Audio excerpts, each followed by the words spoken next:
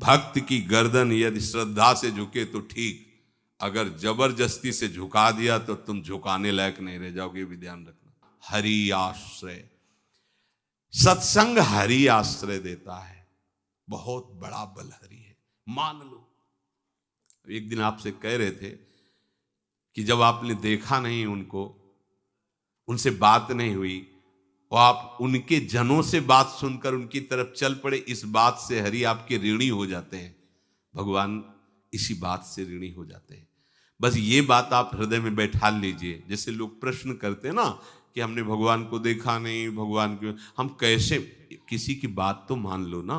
आप मान लो, वो तो आपके अंदर भी बैठे हुए हैं, वो आपको इतना प्यार देने लगेंगे, जहां कोई सहायक नहीं होगा वहां हरि आपको दिखाई देंगे। देख लेना, बिगड़ी ऐसे क्षण में बन जाती है, ऐसा लगता है गला कटा तो वो तलवार गले तक आएगी, हार बनकर सुगंधित फूल बन जाएगी, पर गले तक आने आने तक तुम्हारी निष्ठा देखी जाएगी। नहीं नहीं, बस मेरे हरि का यही विधान, वो आते आते हार बन जाएगी, वो तलवार तुम्हारा गला नहीं काट पाएगी, क्योंकि गले में हरि नाम चल रहा है। मान लो हमारी महालक्ष्मी चरण चापती रहती, क्या चाहिए तुम्हें, क्या चाहिए, आप सच्ची मानिए। क्या मतलब, कितनी मलिनता छा गई है। हम इसको मार देंगे तो 2 लाख रुपए मिल जाएंगे, ये कर देंगे तो, अरे भैया अगर तू हरि नाम जपेगा तो इसकी कीमत नहीं है, कीमत नहीं, अमूल्य वस्तु है। इसके ब्याज में तू कुबेर बन सकता है, मूल्य तो कभी खत्म होता ही नहीं है, ब्याज में तू ब्रह्मा बन सकता है। बनना तो चाहे, भक्तजन तो कहते हैं नहीं चाहिए मुझे ब्रह्मा का पद, परमेष्ठी पद, नहीं चाहिए सम्राट पद, नहीं चाहिए योग की सिद्धियां, मुझे प्रभु आपकी दास्ता चाहिए। ये बात, कितना महासुख होगा उस भक्त को जो इन बातों को कह रहा है, नहीं चाहिए मुझे मोक्ष सुख नहीं चाहिए। वो ऐसे थोड़ी कह रहा है, श्रद्धा से नहीं कह रहा, अनुभूति से कह रहा है, मुझे नहीं चाहिए ये सब, इनमें वो सुख नहीं है जो आपके चरणों के समीप रहने में सुख है। नहीं सत्संग भजन नहीं हरि को, श्रवण न राम कथा अनुरागी, सुत बीत दार भवन ममता निसि सोवत अति न कबहु मति जागी। अरे तेरी बुद्धि सो रही है, जगा दे। पुत्र में, रुपया में, स्त्री में, मकान में, इसमें सबकी ममता होती है, सबकी, जितने सृष्टि में पैदा हुए हैं। केवल सत्संगी की नहीं होती। जो असली सत्संगी है उसकी ममता प्रभु के चरणों में होती है, क्योंकि वो जानता है सब रूपों में प्रभु ही है, ये सब पसारा प्रभु का ही है, इसलिए ममता उसकी प्रभु के चरण। एक अहमता ममता ये जग में है दुख जाई, ये जब श्री जी की ओर लगे तो होत परम। जाग जा, बिना जागे दुख दूर नहीं हो सकता। जैसे स्वप्न में हम देख रहे हैं कि समुद्र में डूब रहे हैं, अब जागृत में आसपास सैकड़ों नाव लगा दें तो बच जाएगा क्या वो, क्योंकि वो तो सो रहा है और वो स्वप्न में देख रहा है। अब हम नाना प्रकार के तैराकों को बाहर तैनात रखें तो उसको कोई सुख मिलेगा क्या, क्योंकि वो स्वप्न में। उसको अगर सुखी करना है तो एक ही उपाय, जगा दे। जगा दो तो ना समुद्र रह गया ना डूबना रह गया। ऐसे ही संसार में मोह से ऐसे ग्रसित जीव हैं, भाई इतना ही सुखचार है, और उसी स्वप्न में वो दुख से निवृत्त होना चाहते हैं। अब हम बाहर से उनकी कामनाओं की पूर्ति करने वाली बात करें तो क्या वो सुखी हो जाएंगे क्या? इसीलिए कोई साधु जो भगवत मार्ग का पथिक है वो कभी सपोर्ट नहीं करेगा जाओ ऐसा, वो जाओ ऐसा ही है जैसे उस स्वप्न में समुद्र में डूब रहा है, बाहर से हम जल जहाज नाव तैराक सब लगा रहे हैं, लेकिन वो नहीं सुखी होगा, क्योंकि उसके सुख का कारण तब बनेगा जब स्वप्न हटे। स्वप्न तब हटेगा जब वो जागे। जो सपने सिर काटे कोई, बिन जागे दुख दूर न होई, तो उसको जगा दो। साधुजन क्या करते हैं? जगा देते हैं उसको। जागो, कहां मोह निशा सब सो अनिहारा, देखे स्वपन अनेक प्रकारा, यही जग जामिन जागे जोगी। योग भगवान से जो तुमने वियोग कर रखा है, तुम जगो। जे ही जगोगे तो जे ही जाने जग जाए हेराई, जागे जथा स्वपन भ्रम जाई। कोई नहीं यहां। एक कल श्लोक, मत्तः परतरम नान्यत किंचित अस्ति धनंजय, मेरे सिवा कोई नहीं। ये कब पता चलेगा? जागने पर। तो हमें ये बहुत कुछ दिखाई दे रहा है, स्वप्न है। उमा कहूं मैं अनुभव अपना, सत हरि भजन जगत सब सपना। तो बोले तुलसीदास हरि नाम सुधा तजी, सठ हठ पियत विषय विष मांगी। अगर कहीं संतों के पास भी गए तो क्या मांग रहे हैं? हठ करके विषय विष मांग रहे हैं। वो आत्मदेव नाम के एक ब्राह्मण थे, सब कुछ समृद्धि थी, संतान थी नहीं, बड़े दुखी गृहस्थी में। हमारा कुल चलाने वाला होना चाहिए। बड़ा भ्रम बैठा हुआ है, हमारा कुल चलाने वाला नहीं, तो सब बेकार, जीवन ही बेकार हो गया। बिना गुरु के यदि शास्त्र पढ़ोगे ना तो भ्रमित हो जाओगे। स्पष्ट लिखा, पुत नाम के नरक की उसको प्राप्ति होती जिसके संतान नहीं होती। अब तो गृहस्थ में बेचारा पड़े परेशान। उन्होंने सोचा इससे अच्छा है आत्महत्या कर लें। बहुत संतों के पास जाकर के यज्ञ करके सब अपनी कामनाओं की पूर्ति चाहते, दान पुण्य दे करके। उसने भी जितना उपाय हुआ किया, नहीं हुई संतान। मरने के लिए वो जंगल में, उधर से एक सन्यासी जी आ रहे थे, देखा साधु तो ब्राह्मण तो थे, उठे प्रणाम किया, देखा उनको उदास क्यों हो? उनका महाराज उदास ही नहीं, मैं तो आत्महत्या करने आया हूं यहाँ जंगल में। अरे ये तो महापाप है, आत्महत्या तो बड़ी दुर्गति का कारण है। बोले महाराज अगर आप बचाना चाहते हो तो आप कृपा करो। क्या क्या चाहते हो? बोले हमारे पास सब कुछ है, बेटा नहीं दोगे तो हमारा जीवन बेकार। तो उन्होंने अंतर्दृष्टि से देखा और कहा 7 जन्म तक तेरे पुत्र नहीं भाग्य में तेरे लिखा है। तो उसने कहा फिर तो अभी मरते, आत्महत्या करते, हम 7 जन्म की बात, हम 7 दिन नहीं जिएंगे, हमें पुत्र चाहिए। संत का दयालु। देखो जिनके पास तपस्या और भजन का धन होता है, जब भगवान अधीन है तो कुछ भी कर सकते हो, कुछ भी कर सकते हैं। प्रारब्ध मिटाना कोई बड़ी बात नहीं। प्रारब्ध जानते, कोई देवता थोड़ी है, तुम्हारा पीछे का किया हुआ कर्म है। और इधर जोर का भजन है, भजन के प्रभाव से कर्म को नष्ट करने में देर थोड़ी लगती है। ये तो अच्छे शुभ कर्म करो तो तुम्हारा प्रारब्ध बदल जाएगा। भजन का प्रयोग प्रारब्ध बदलने के लिए थोड़ी है। पर वो ऐसा हट किए तो उनका देखो, हट करने से लाभ नहीं मिलता है। उनका हमें उपदेश नहीं, हमें पुत्र चाहिए। अगर आप भगवत प्रेरित होकर यहां आए हो तो आप हमें। तो उन्होंने तपस्या के बल से फल की रचना की और कहा जाओ अपनी पत्नी को ये फल पवा दो और इससे निश्चित पुत्र होगा।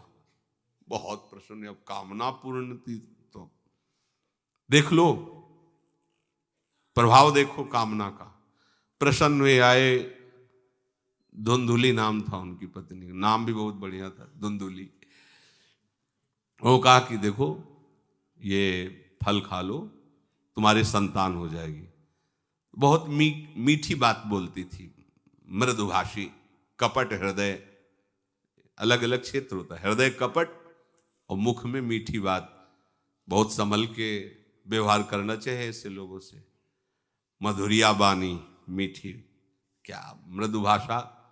नहीं प्रीतम, आप चिंता मत करो, फल ऐसे थोड़ी खाया जाता है, नहा धो के पवित्र होके फिर। हाँ उनका ये बात, तो आप अपने काम में लगो, हम पा लेंगे ऐसा। अब आपको विश्वास है ना? बोले विश्वास तो है, इसमें क्या विश्वास, आप भी तो चाहती ना पुत्र हो। बोले हाँ। वो जो ही गए सो अपनी बहन को बुलाया और कहा सुनो, अभी तो हम 4-5 रोटी कढ़ी चावल सब पा लेते हैं, पूड़ी खीर पुआ। गर्भ रहेगा तो पेट तो उसी से भरा रहेगा, तो हमारा भोजन रुक जाएगा। हाँ ये तो बात है। जब पेट बढ़ेगा, अगर घर में आग लग गई तो फिर हम भाग नहीं पाएंगे, तो हम जल जाएंगे। ये निगेटिव सोच वाले लेते। और पंडित जी तो इसी बात में लगे हैं कि गर्भ रह जाए तो क्या करें, तुम्हारा हम खाएंगे तो है नहीं पक्की बात, पर करें तो क्या करें। पंडित जी को कैसे समझो? उनका देखो एक बात है, हमारे गर्भ है, हमारे कई लड़के हो चुके हो, गरीबी है ही है हमारे यहाँ, तुम कुछ पैसा दे देना और ये नाटक करना कि मैं गर्भवती हूं, बच्चा समय होने पर हम पहुंचा देंगे, हम घोषित कर देंगे हमारा बच्चा मर गया। तो पंडित जी को तुम नाटक में बताते रहना कि गर्भ है, बच्चा हो जाए। पंडित जी कह देना बच्चा हो गया है, तो बोले दूध पिलाने की समस्या आएगी। तो बोले ये तुम कह देना कि पहला पहला बच्चा है, हमारे वक्षा स्थल में दूध नहीं, हमारी बहन का था तो मर गया बच्चा, तो उनको बुला लेती तो बात बन जाएगी, बढ़िया बात हो गई। परीक्षा के लिए फल गाय को खवा दो, गाय को खवाया। ठीक समय पर गोकर्ण जी प्रकट हुए, दिव्य तेजोमय बालक, कान केवल वो गाय के, बड़े ही विद्वान और भगवत भक्त संत के द्वारा। कहा था 7 जन्म तुम्हारे भाग्य में, बच्चा नहीं तो नहीं है, देखा गाय के हो गोकर्ण जी प्रकट हुए। उधर उनके जो बच्चा पैदा हुआ वैसे ही नाटक के द्वारा पहुंचा दिया गया, वैसे ही पूरा जैसा पहले पक्का हुआ। अब उसने कहा कि हमारे तो स्तनों में दूध नहीं, हम अपनी बहन को बुला लें, उनका बच्चा मर गया। हाँ हाँ, हमारा बच्चा स्वस्थ होना, आप बुला लो, उसको हम धन भी देंगे, वो हमारे बच्चे की सेवा कर। अपने नाम से जोड़ करके उसका नाम रखा धुंधकारी, धुंधुली और धुंधकारी, अज्ञान का साक्षात स्वरूप। और जैसे ही वो अवस्था बढ़ती गई तो उसके पापाचरण बढ़ना शुरू हुए। बच्चों के साथ खेलता, खेलते हुए बच्चों को उठा लेता और कुएं में डाल देता, मतलब घोर अत्याचार। गोकर्ण जी हर समय भजन साधन शास्त्र स्वाध्याय। जब और बड़ा हुआ तो माता जी को अपने डंडों से रोज पूजन करता, पिताजी को गाली लात थप्पड़। पिताजी तो रो पड़े, गोकर्ण जी से कहा कि बेटा हमारी गाय से प्रकट हुए पर भरोसा आप ही का है, बचा सकते हो। तो बोले पिताजी जाओ यहां से, भाग जाओ यहां से, एकांत जंगल में जाकर भगवान श्री हरि का भजन करो। उन्होंने 2 श्लोकों में प्रदेश किया। दूसरा श्लोक ये, धर्मम भजस्व सततम त्यज लोक धर्मान सेवन सदा साधु पुरुषं जहि काम तृष्णाम अन्यस्य गुण दोष चिंतन मास मुक्त्वा सेवा कथा रस मोहो नितराम पिबत्वम। हे पिताजी, अब तुम लोक धर्म का त्याग करके भागवत धर्म को स्वीकार करो, एकांत में जाकर साधु महापुरुषों के संग से उनके उपदिष्ट उपदेश के अनुसार आचरण करो, प्रभु की लीला कथा सुनो, ना कोई कामना ना कोई तृष्णा, किसी के गुण दोष का वर्णन मत करना और सदैव भगवत सेवा भावना में रहना, इसी जन्म में तुम्हें भगवत प्राप्त। वो तो उधर गए, इतनी पिटाई की उसने माँ की, माँ कुएं में गिरकर आत्महत्या कर ली। फिर तो मनमानी आचरण, कुछ वैश्याओं को रखा और चोरी करके लाया। वैश्याओं ने सोचा किसी दिन पकड़ा जाएगा ये और हम, तो उसके हाथ पैर बांध दिए, चारपाई में ला के मुख में अंगार डाल, वो मरा भयानक प्रेत। कामना ने क्या किया, सर्वनाश। किसी को हरि विमुख होकर कभी सुख मिल सकता है? आप संतों के पास जाइए, अपनी कामना रखिए। हम ये नहीं कहते कि कामना तुम त्याग पाओगे, कामना रखिए, भगवान के पास जाइए, अपनी कामना रखिए, क्योंकि आप कामना से युक्त हैं। पर छूट इतनी दे दीजिए कि जिसमें हमारा मंगल हो वो करना। जैसे नारद जी भगवान से अपनी कामना रखते हैं कि हमारा ब्याह करवा दीजिए, और बाद में एक छूट दे देते हैं कि जेहि विधि होए नाथ हित मोरा। तो हरि को अच्छा लगेगा, गुरुजनों को अच्छा लगेगा कि इस कामना से इसका कोई जीवन बाधित नहीं होगा, वो पूर्ण भी कर देंगे। और अगर लगा कि इसका पतन हो जाएगा तो आप रोते रो तो भी कामना की पूर्ति नहीं करेंगे। उत्तम बात तो ये है कि कामना हरि की प्राप्ति की करो, वो सर्व सुख स्वरूप हैं। किसी का अन्य आश्रय अन्य बल ना लेते हुए अपने श्यामा श्याम के चरणों का आश्रय लेकर निरंतर भजन करो, तो ये अनुभव हो जाएगा कि सुख किसे कहते हैं। अभी तुम्हें परिचय ही नहीं मिला, सुख किसे कहते हैं। सुख सच्चिदानंद है, सुख एक रस है, सुख अविनाशी है। वो सुख सदैव बढ़ता रहता है, घटता कभी नहीं। एक रस होते हुए भी प्रतिक्षण वर्धमानम है, कभी कभी अंत नहीं होता इस सुख का। ऐसे अनंत सुख के लिए हमें मनुष्य जन्म मिला है। प्यारे, इसे मत खोइए, हर समय राधा राधा राधा राधा राधा, और किसी को दुख मत दीजिए। कोई गंदा नशा मत कीजिए, कोई गंदे आचरण मत कीजिए, गंदा भोजन मत कीजिए जिससे अन्य जीवों को कष्ट हो। ऐसा कोई भोजन स्वीकार मत करो। इसी जन्म में आप देख लेना, इसी जन्म में आपको वो वस्तु मिल जाएगी, निहाल हो जाओ। हम किसी पक्षपात की बात नहीं करते। अगर इस छाती को बचपन से अभी तक ऐसा, तो हम कह देते कि भाई आगे कुछ भी हो, कोई भी हमारी गलती हो, हम ये मान सकते हैं, पर हमें ये पता चला कि बचपन से आज तक जलता ही रहा, कभी शांति नहीं मिली, भागता ही रहा पर कभी विश्राम नहीं मिला। पर हम ये आपको कह रहे हैं कि जैसा प्यार प्रभु वैसा अन्यत्र कहीं कभी कहीं नहीं मिला। और प्रभु के प्यार का मूर्तिमान स्वरूप हमारी प्यारी जू निहाल कर दिया प्रभु ने, प्यारी जू के चरणों का आश्रय और उनका परिचय देकर। पूछो बस, यहां वाणी मौन हो जाती है, प्यारी जू तो प्यारी जू। और हम ही नहीं, आप सब महाभाग्यशाली है। वृंदावन आए, राधा किशोरी जू के घर में आए और उनकी चर्चा सुन रहे, उनके सिद्धांत सुन रहे। कहीं ना कहीं आपके अंदर उनकी तरफ बढ़ने की इच्छा भी है, ये बहुत बड़ी बात है। बस इस इच्छा को, इस आशा को इतना बढ़ा लो कि कोई इच्छा न रह जाए, कोई आशा न रह जाए। हर समय निरंतर नाम जप करते रहो। तुलसीदास हरिनाम सुधा तज, भगवान नाम तज कर विष मांगते हो। सूकर श्वान श्रृगाल सरिस जन, जनमत जगत जननी दुख लागी। ए काहे को ऐसी गालियां सुनोगे, ये गालियां है। ये सुअर कुत्ता की तरह जीवन व्यतीत करते हो। धिक्कार तुम्हारी मां को जो तुम्हारे जैसा पुत्र जन्मा। अपनी इंद्री की पुष्टता के लिए दूसरों को मार देते हो, चाहे रसेंद्री चाहे जनेंद्री। इंद्रियों की पुष्टता के लिए जानवर जैसा बर्ताव करते हो। कैसा तुम्हारा जीवन है। केवल एक क्षण के सुख के लिए दूसरे को जला दिया, काट दिया, मार दिया।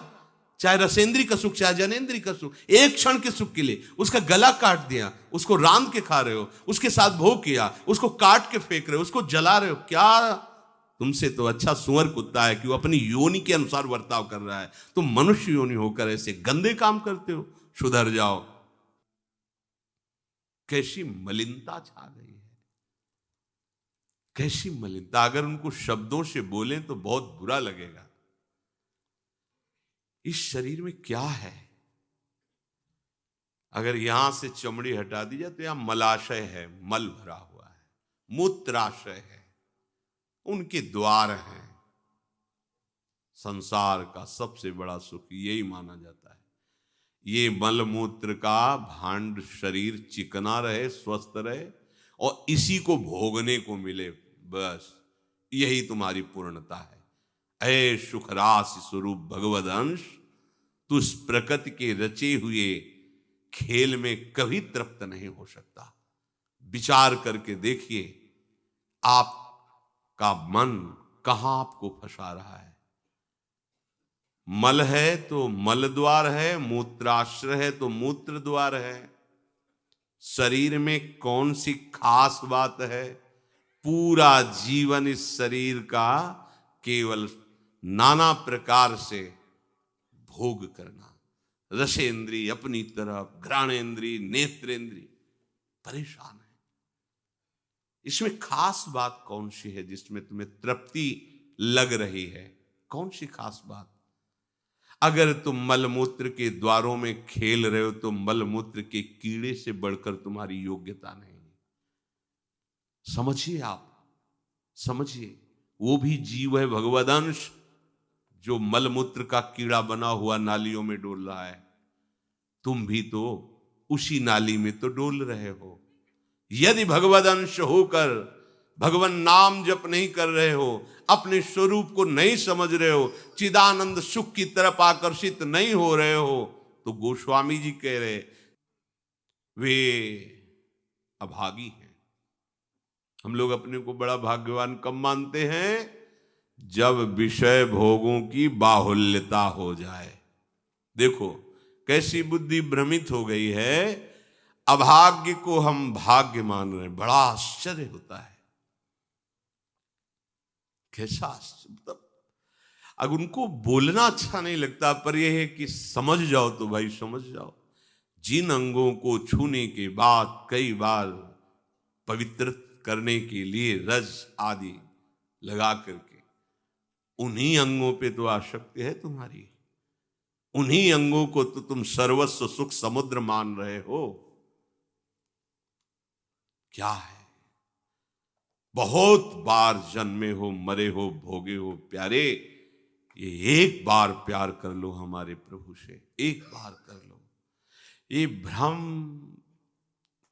बिना भगवद आश्रय के भव भय भंजन पद विमुख अभागी, ये माया का अविद्या का भ्रम नष्ट करने वाले जिनके चरणारविंद हैं, उन श्री हरि से तुम विमुख हो। अरे अभागी, तुम नरक तुल्य भोगों को भोग रहे हो। ये बिना सत्संगी के ये शब्द नहीं पचा सकते आप, क्योंकि आप उसी में रमण करते, आपको लगेगा क्या है, फिर जिंदगी क्या रह गई। अरे अभी देखा क्या है, जिंदगी क्या है। निहाल हो जाओगे, नाच पड़ोगे, मस्त हो जाओगे, किसी का कोई भय नहीं, कोई चाह नहीं। सौंदर्य समुद्र, प्रेम समुद्र, ज्ञान समुद्र जब प्रीतम गले लगाएंगे निहाल हो जाओगे। पर चाह तो है मलमूत्र के शरीर को गले लगाने की, चाह है इसी को ये स्वस्थ रहे, खूब विषयों को भोगूं। कैसी दुर्बुद्धि छा गई है और बढ़ती चली जा रही है दुर्बुद्धि। ये ऐसी तृष्णा बढ़ती चली जा रही है, पूछो मत। सावधान हो जाओ प्यारे, बहुत कम समय है, तुम्हारा शरीर छीन लिया जाएगा, जबरदस्ती छीन लिया जाएगा, ना चाहते हुए तुम्हारे शरीर का नाश हो जाएगा। मान लीजिए एक चंद समय है, कुछ समय है, जिसे तुम 80 साल 100 साल समय ऐसे गए। ब्रह्मा जी के लोक में एक कमल की पंखुड़ी ऐसे छेदी जाए तो मृत्यु लोक का 1 वर्ष हो जाता है। कितना तुम्हारे पास समय। हमारी रात सोने में चली जाती है, दिन नाना प्रकार के भोगों के संग्रह के लिए, कमाई के लिए, भोगों के भोगने के चिंतन में चलिए। हमारा सच्चा जो मार्ग है, जो सत्य मार्ग है, जहां सुख मिलना है, हमारे पास समय नहीं उसके लिए। किसी से बात, हमारे पास समय नहीं है। वाह, समय का बढ़िया सदुपयोग कर रहे हो, परिणाम तुम्हें समझ में आएगा। गोस्वामी जी कह रहे हैं कि निश्वासर रुचि पाप असुचि मन, ये मन अपवित्र हो चुका है भोगों का चिंतन करने से। रात दिन पाप हो रहे हैं, समझ में नहीं आता कि हम पाप कर रहे हैं। एक सेकंड में हमारे मन की वृत्ति दूसरे के दुख को दुख नहीं समझती, उसे दुख देकर सुख भोगने के लिए आज्ञा दे देती है, करो। बस जितनी सुंदरता संसार में उसके सबके मैं भोगता बन जाऊं। मलिन मन, यहां कुछ सुंदर है क्या? अगर एक दिन 10-20 बार सोच हो जाए, ऐसी दवा खवा दो, फिर उसी के देखो चेहरे की कांति कैसी हो जाएगी। अगर 2-3 दिन हालत चलती रही, देखने लायक नहीं रह जाएगा चेहरा। इसको तुम कुछ खास समझते हो? पानी का बुलबुला फूटने में देर नहीं लगती, पर तुम कमा क्या रहे हो? एक कर्म भूमि है, तुम यहां आए हो अच्छे कर्म करने के लिए, प्रभु की प्राप्ति के लिए, महासुख प्राप्ति के लिए। पर कह रहे निश्वासर रुचि पाप, रुचि पूर्वक पाप कर रहे हैं। छल पूर्वक आपने किसी का धन अपहरण कर लिया, किसी की हिंसा कर दी, व्यभिचार कर लिया। आप अपने मित्रों में बैठकर अहंकार पूर्वक बात करते, तुम्हें पता है मैंने इतने रुपए उड़ा दिए, उसको पता भी नहीं चलने दिया। पता है तुमने आज हमने उसके साथ एक गलत किया, कोई कुछ नहीं कर सकता। इतने वीर नहीं हो। वही कर्म तुम्हारा जब फलीभूत होगा, तुम्हें ब्रह्मा भी नहीं बचा पाएंगे, त्राहिमाम बोलने का अवसर भी नहीं रहेगा। देख लेना, देखने लायक नहीं रह जाओगे। सावधान हो जाओ। देखो ये सत्संग है तुम्हें सत्य वस्तु की अनुभूति कराने के लिए। तुम जहां असत में राग किए हो तो चुभेगा, तुम्हें जलन पैदा होगा। हम चाहते हैं कि तुम्हारे हृदय में ये बात लगे और तुम्हारी शूरवीरता जागृत हो, जो भगवद अंश की है, और तुम असत का त्याग करके भगवत मार्ग के पथिक बनो। खलिमति मलिन निगम पथ त्यागी, ये भगवत वाणी गीता जी, श्रीमद् भागवत जी और भी भगवत प्रेमी महात्माओं के वचन, ये महासुख के लिए हैं। तुम इनका त्याग करके मनमानी आचरण कर रहे हो, बहुत समय नष्ट कर रहे हो, आप पछताना पड़ेगा। ऐ खल, अपनी मति को असत आचरणों में मत लगा, अपनी दुष्टता को मत बढ़ा। और गर्व करता है कि मुझे कोई भी परास्त। तुम हो क्या? हो क्या तुम? एक सेकंड में दिल की गति रुक जाए, तुम हो क्या? कुछ नहीं हो, कुछ नहीं रोक सकते हो। सावधान हो जाओ। राधा राधा राधा, सावधान होकर चलोगे, महासुख स्वरूप तुम हो, तुम्हें किसी और सुख की जरूरत नहीं है। हमारी दुर्दशा ऐसी क्यों है? नहीं सत्संग, सत्संग केवल भगवत प्राप्ति के लिए होता है। बड़े भाग पाइप सत्संगा, बिनय प्रयास होए भो भंगा। ये मनोरंजन नहीं है, इसीलिए सत्संग मिलना दुर्लभ होता है। अगर भगवद वार्ता किसी को प्रसन्न करने के लिए, उनके मन को घसीट करके अपनी वासनाओं की पूर्ति के लिए किया जाता, उसे सत्संग नहीं कहते। हम ऐसा बोले कि सामने वाला प्रभावित हो और अपनी जेब से पैसा निकाल के हमारे पास रख के हमारे ऊपर श्रद्धा करे, हमारा प्रणाम करे, हमारी यश कीर्ति हो, यह सत्संग नहीं है। हमारी बात मानकर सच्चिदानंद प्रभु में इसका मन लग जाए, संसार के भोगों से इसका मन हट करके अपने स्वरूप में स्थित हो, प्रभु में लगे, उसे सत्संग कहते हैं। भक्ति स्वतंत्र सकल सुख खानी, और बिनु सत्संग न पावई प्राणी। सत्संग का क्या फल है?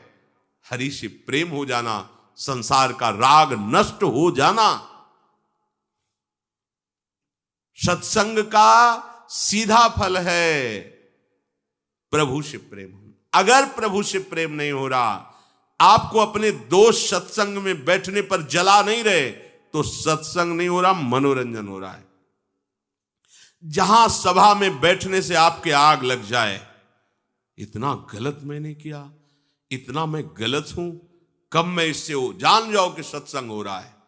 जहां श्रवण से आपका हृदय दाह युक्त होने लगे, धिक्कार हमारे जीवन को, मैंने ऐसा किया, धिक्कार हमारे जीवन को, मैं कैसा जी रहा हूं, कब ऐसा अवसर आएगा जैसा बताया जा रहा है मैं ऐसा चलूं, मतलब सत्संग हो रहा है।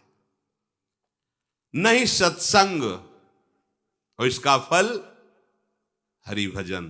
तो बोले भजन नहीं हरि को। आप इतना दान करें आपको इतने गुना मिलेगा, आप ऐसा करें ऐसा हो जाएगा, 100 में 10 रुपए दान करें 90 आपके पवित्र हो जाए। सत्संग नहीं, ये सत्संग नहीं। 100 में 90 अपने मानिए और 10 हमें दे दीजिए, इसे सत्संग नहीं कहते। 100 के 100 का अभिमान त्याग कर प्रभु के चरणों, वो 100 है, 100 को स्वीकार मत करो तो जीवित रहोगे, 100 को स्वीकार कर लिया तो 100 हो जाओगे। 100 का मतलब समझते हो? जिन हरि भगत हृदय नहीं आनी, जीवित सब समान ते प्राणी। जीवित सब जिंदा मुर्दे के समान, ते नर नरक रूप जीवत जग। किसी भी वस्तु का अहम और ममत्व न रह जाए और प्रभु में, यह सत्संग का स्वरूप। सत्संग का स्वरूप तुम्हारे मन को खुशी नहीं, तुम्हारे मन को मार देगा। सत्संग का स्वरूप तुम्हारे मन को मार करके सच्चिदानंद प्रभु में लगा देगा। महाभागवतों के वचन, भगवान की वाणी तुम्हें भगवत स्वरूप में स्थित करेगी, प्रपंच का बढ़ावा नहीं। इससे प्रपंच का बढ़ावा होता है। गंदी नाली से हाथ धोगे तो तुम्हारे हाथ पवित्र हो जाएंगे, ये गंदी नाली। अधर्म का आचरण करके तुम सोचो उसमें दान कर दें, कभी पवित्र नहीं होने वाले। भ्रम मत करना, दान शब्द वहां लगता है जो धर्म पूर्वक कमाया हुआ है। 4 रोटी कमाई, 1 रोटी किसी भूखों को दे दो, ये मंगल होगा। पापाचरण करके, हिंसा करके, व्यभिचार करके, छल कपट करके कमाओ और उसके बाद सोचो दान लगेगा ही नहीं। और जो स्वीकार करता है अधर्म का सहायक होता है, वो दोनों को दंड मिलेगा, दोनों को दंड मिलेगा। बहुत सावधान। सत्संग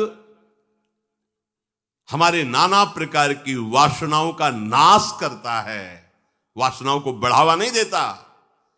आप ऐसा करो, गृहस्थ हो, दान धर्म से युक्त हो जाओ। हां, देखो ना हरिपाल जी ने चोरी करके भगवान को रिझा लिया। बेमतलब का शब्द। हरिपाल जी ने सर्वस्व समर्पित करके प्राणपन प्रभु की सेवा, साधु सेवा का भाव लेकर के फिर वहां खड़े होते थे कि इसका भी मंगल हो जाएगा जो भगवत भी, अगर रामकृष्ण बोल दिया तो बोले नहीं, अपने सुख के लिए नहीं, अपने सर्वस्व का न्यौछावर करके कोई ऐसा दिखाई दिया जो रामकृष्ण हरि से विमुख है, उसका अर्थ लेकर संत सेवा में लगा दिया। पहले अपना सर्वस्व नाश करो, समर्पित करो, फिर देखो तुम्हारे अंदर स्थिति क्या आती है, फिर उसके अनुसार चलो। देखे, बेईमानी को दान नहीं कहते, बेईमानी को धर्म नहीं कहते, ये भ्रम मत करना। कभी ऐसा दान भी मत करना, नहीं तो दुर्गति से बच नहीं सकते कि हमने अमुक रुपए कमाए पापाचरण से, चलो संतों का भंडारा कर देते। सैकड़ों संतों की बुद्धि भजन से बिलक करने का जो पाप होगा तुम भोग नहीं पाओगे। मत देना कभी संतों को, जो तुम्हारा पाप का कमाया हुआ धन हो, कभी मत देना संतों को। उन्होंने जीवन अर्पित किया प्रभु के लिए। अगर तुम्हें पवित्र होना है तो प्रणाम करो, उनकी बात मानो, इसी से तुम्हारा मंगल हो जाएगा। और धर्म से यदि कमाया है, 4 रोटी है, 1 दे दो, मंगल हो जाएगा। बात इस तरह से। सत्संग का फल सीधा भगवत स्वरूप में स्थित होना, प्रपंच का बढ़ावा देना नहीं।